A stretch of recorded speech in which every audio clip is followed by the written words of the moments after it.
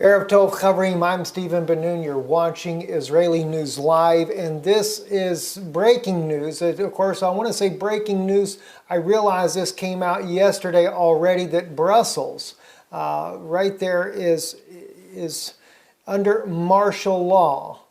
Very serious situation right there. You're seeing in the background here troop vehicles there on the streets of Brussels and Belgium, and it is very serious, to say the least. This issue of martial law, there's a tremendous threat that they're under. At least it's what has been reported by the government. I know that Veterans Today is calling this a false flag.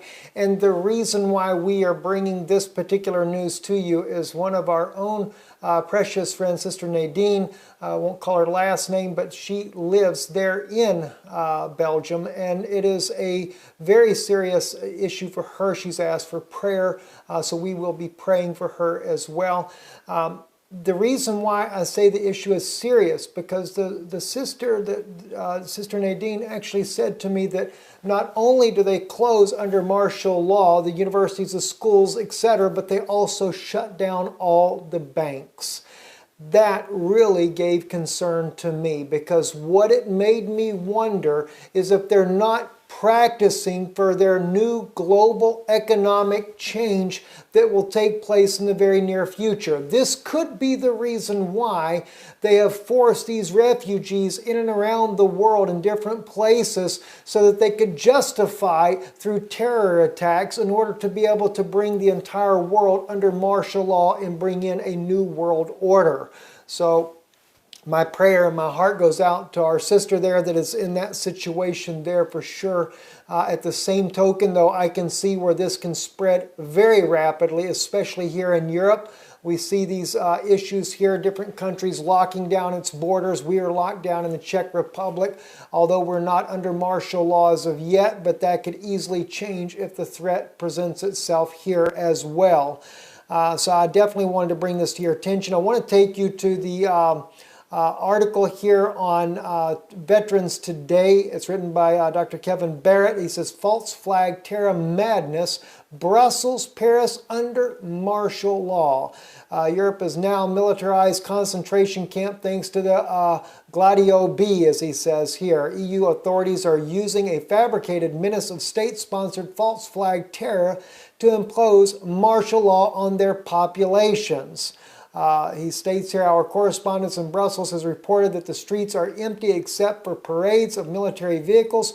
Brussels has become a ghost town. The streets are empty and everything is closed. I am afraid to venture outdoors to buy bread. And like I said, we can concur with this information. I don't live too far from Brussels myself. If I were to drive there, it'd be a day's drive is all.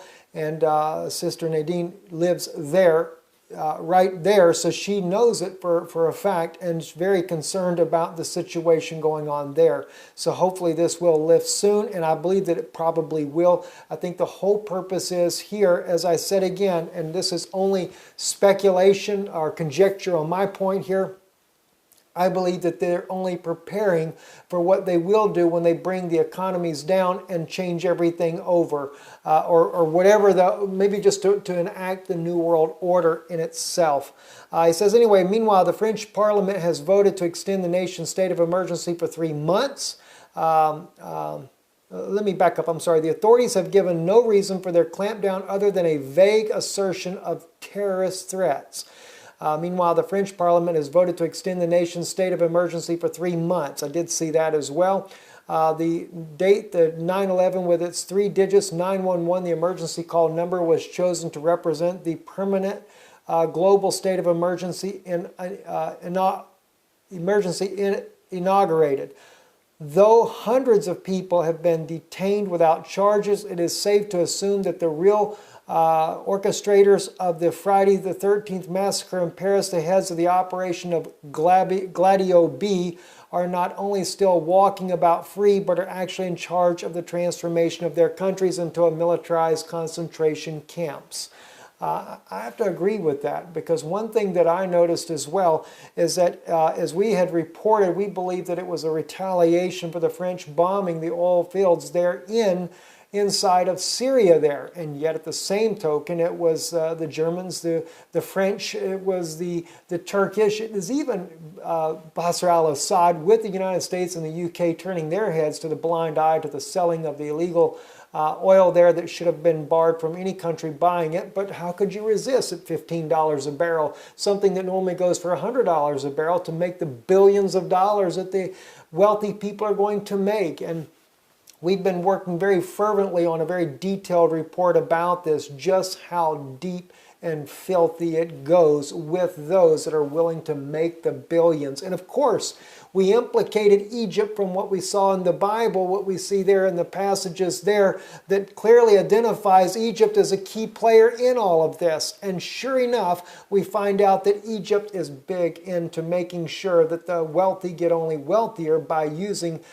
this string of oil sales in order to fatten all the pockets with this. Nonetheless, though, my point in stating this, though, as far as a retaliation on Paris for the bombings that the French did, I think that's what they wanted us to believe anyway. But how could such a well-orchestrated attack on Paris happen so rapidly, only within a couple of days? There had to be a lot more planning involved in this, very well orchestrated planning at that. And could it be that some of the intelligence services around the world did have a hand in this Paris attack? I think that very well could be the case, especially seeing as they're trying to cover their tracks and make it look like in reality that they had nothing to do with it and they're only trying to stop the funding of ISIS. Well, ISIS definitely has been created by the U.S. government, as it's already been clearly identified, and we've also seen that the Mossad is working with ISIS as well. So if they have these people running in the background, who do you think might have coordinated the attacks on Paris, France to begin with? Now Paris is under martial law for the next 3 months, and so is now Belgium. How long will it last there? How long before the next country or the next major city here in Europe ends up with the same martial law on its doors? You know, Israel's under a major terrorist threat, but it's not under martial law. Isn't that interesting? They have a greater terror of a threat than any other nation of the world, but they're not under martial law.